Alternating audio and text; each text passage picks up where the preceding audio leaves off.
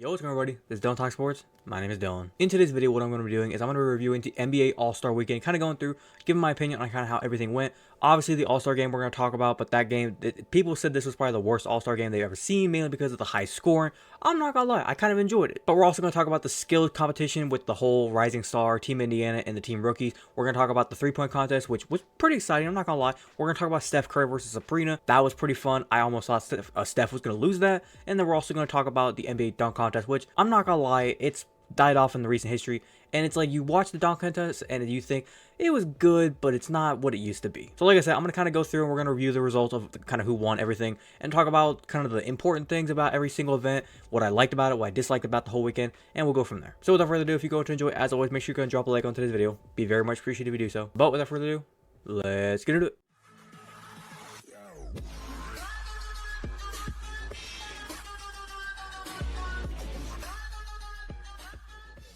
Okay, so as you can see here from this website, you got all the results for everything that happened during the event. Right here, we got the NBA Saturday night results. We had the skills challenge. We had the like I said, team top picks versus Team Indiana Pacers and Team All-Stars, which was kind of how they did it. Winner was Team Indiana Pacers. I think in the past few years when they've kind of started this whole skills challenge with like the team, whatever city they're in, the team where the city is, they've kind of won most of the time. I'm pretty sure last year they were in Utah. Utah won. Before that, I think they were in Cleveland. Cleveland won. It was a fun spin-off of like a fun skills challenge. I mean, they had different types of events. They had the passing drill. They had like the half-court shots. They had a whole bunch of fun little things that every team could do. It's not the premier thing. Like, it's the least important of all the events during All-Star Weekend, but it's still just a fun little, I guess you could say, just fun little event if you just want to chill out and watch some guys participate, I guess. Next up, we had the three-point contest. Obviously, we had Damian Lillard, Jalen Brunson, Tyrese Halliburton, Lauri Markkanen, Malik Beasley, Donovan Mitchell, Trae Young, and Karl Anthony Towns. Damian Lillard ended up winning the event. Not surprised. He's a back-to-back winner now. He won, I believe, with like 29 points he ended up scoring. It was a fun event. A couple of the guys, they were not really shooting the best. Donovan Mitchell, I thought he was going to do better. He did not. Karl Anthony Towns, he should have had a lot more points, but he was stepping on the fucking line. Cat, what are you doing? Tyrese Halliburton was putting on a show for the Indiana crowd. Damian Lillard, I just knew he was going to win. When he started shooting that first round, I was like, okay, this dude's here to play. And then when we got to the second round, Damian Lillard, he was making it interesting. And he even said, I think in the post presser, he said, you know, I got to give a little fun to the crowd. Because, like, I thought he was going to lose both in the first round and the second round. And he had to make a little comeback there at the end and make a couple shots to keep himself in it. But with that all being said, he ended up getting the dub. And he's back-to-back winner. He's pretty much making it shown that he is an elite three-point shooter. And as you saw from the NBA All-Star game, which we'll get to in a second, he is an elite three-point shooter. Next up, as you can see, we had the Steph versus Sabrina three-point contest. Little fun challenge. Stephen Curry versus Sabrina Ionescu, the WNBA player from the New York Liberty. Steph Curry ended up winning. It was a fun little event. I think Sabrina put it out there online. Steph had no choice but to respond back and make sure he did it. I think this is going to spark something for the future. People have talked about, could this possibly spark something to where, like I said, with Damian Lillard win the three-point contest, could we possibly get like teams of like NBA players versus WNBA players? And one of the big challenges that I've seen thrown out there was get Damian Lillard and Steph Curry on a team, and then bring back Sabrina Ionescu. And then if Caitlin Clark from the WNBA from Iowa goes into the WNBA, she needs to go, and we need to make this a 2v2 and like winner take all type event. If they want to do it for charity or something like that, that's cool. But I'm just saying that would be fucking awesome. And then the last event from the Saturday night event, we had the slam dunk contest. Mac McClung, Jaylen Brown, Jamie Jaquez Jr., and Jacob Toppin. Jamie Jaquez Jr., he did some fun things. I think he jumped over Shaq on one of his dunks, but he kind of had to push off, so I'm not really going to give him much credit there. He did another windmill dunk, and then after that, he was done. Jacob Toppin, he did some fun things. It wasn't really anything interesting. Whenever you look at Jaylen Brown, he tried to do a little bit of props. He jumped over Kai Sanat, the streamer. He ended up also doing a dunk where he dunked with his left hand, where people talk about you can't dunk or do anything with your left hand. He put a Michael Jackson glove on his left hand. That was pretty cool. Mac McClung, he ended up dunking over Shaq as well, but he jumped over Shaq. He didn't have to push off or anything. He put his 2 feet down, he shot himself in the air, and he was able to jump up over him. And then the first dunk that he had, either the first or second dunk he had, that one was probably the best one of them all, where he jumped up, took the ball out of the guy's hand, passed it up, dropped the ball, caught it again, and then dunked it, almost like an alley-oop to himself midair. The thing that's weird with Mac McClung is he's not on an actual NBA roster. He's in the G League, and the way of him making a living right now is basically just through the NBA dunk contest. I truly think whenever we look at these skill challenges, like I said, the skills challenge, it's whatever. The three-point contest, it's gonna be premier. It's always gonna be fun. You just gotta get some better shooters in, I think, if you want this event to be like premier. And when it comes to the dunk contest, people just don't care about it anymore.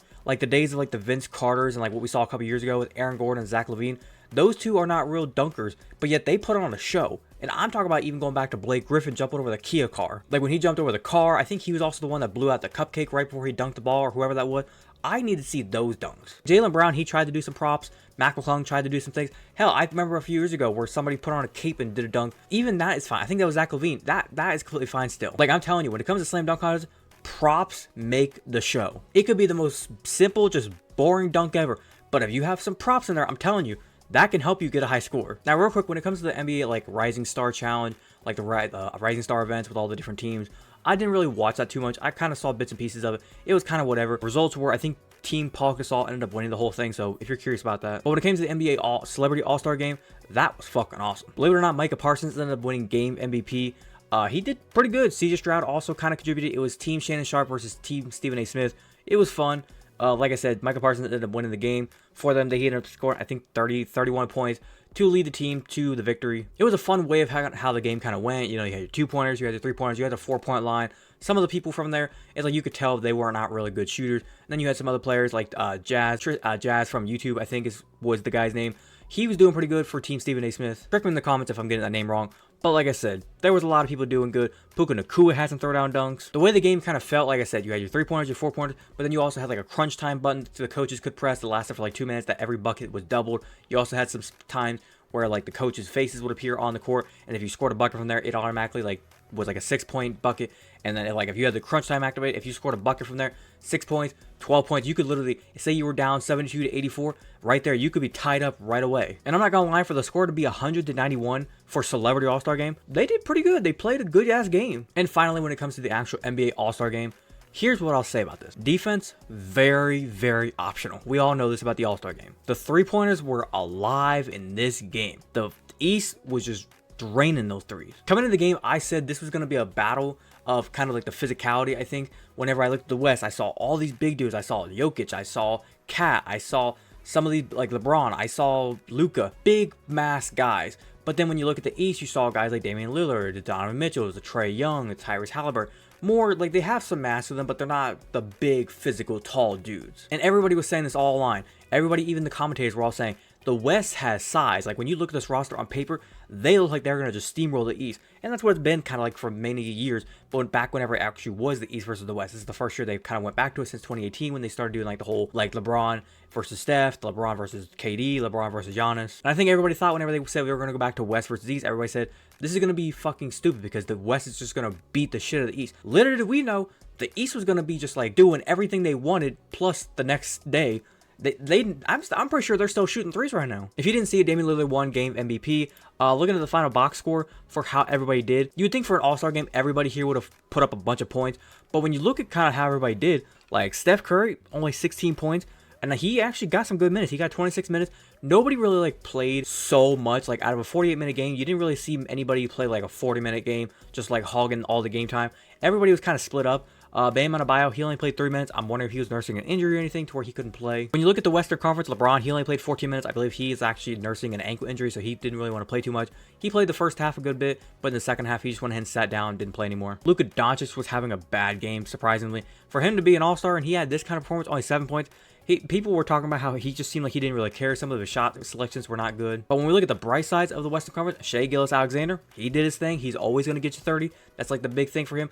Anthony Davis didn't really do too much, only 6 points. Paul George only got 13. Kawhi Leonard only got 5. The bright sides with Karl Anthony Towns, he got you 50 fucking points. His 3-point shot was not that greatest last night, but he did his thing. And then whenever we look at the Eastern Conference, Giannis Antetokounmpo, he got 23 points. Jason Tatum got 20. People were talking about is Tatum going to be able to go back-to-back on MVPs. He did not, but you got Bam Adebayo, like I said, only 3 points. Damian Lillard, game MVP, 39 points. Tyrese Halliburton got 32. He looked like he was going to get the MVP in the first quarter whenever he scored 15 points in like 90 seconds. What the fuck? Paolo Banchero just could not get a 3 to go down. He was struggling. He got a couple buckets. He got 6 points, but there was at one point, I think when he missed this 4-3, he was like, come on. And I felt it for him. I was like, come on, man. Just let one drop, and it was, I think, the last shot he took for the three was whenever it like kind of went in the rim and spun out. It's like, good lord, could you just go in? Scotty Barnes got hot in the third quarter. He was hitting a couple threes. Jalen Brunson, he got hot. He got a couple buckets. Donovan Mitchell, he didn't really get much action. Like, he wasn't really getting the ball fed to him. Last year when Utah, I think he scored like 40 points. So he was on track to possibly get game MVP if Jason Tatum didn't go off. Tyrese Maxey got a good amount of points, and Jaylen Brown, he got 36, so he was just cruising. If we're supposed to do like a game breakdown of the reason why the West lost this game, I guess pretty simple. They couldn't hit three-pointers. They made 25. The East made 42. The East, I realized, took a lot more than the West did. But like I said, the West has size. They were trying to go down the paint and score. They did a lot of that. They did two-point plays a lot of times, just driving to the rim, getting layups, getting dunks. Whereas the East had no problem just shooting the three ball. I think the thing that surprised me a lot was I didn't expect there to be fouls in this game unless like it was a very obvious foul, which there was a few of them. The East got a couple free throws. The West got an and one free throw. As you can see, points in the paint, the West was dominating up there. East got about 74, but that was more or less kind of in the early parts of the game. After that, I think the East just took off and started scoring the threes. But like I said, when you look at the game, kind of how it flowed, like the East got out early in the second quarter. And then from there, it was like the score just kept piling on, piling on, piling on. I think in hindsight, the one thing I will say about this game to kind of wrap it up, the way the format they had a couple years ago, or like here the past couple years, was like where they had the target score. The score was like 160, 170 points, and they just kind of wrapped up there.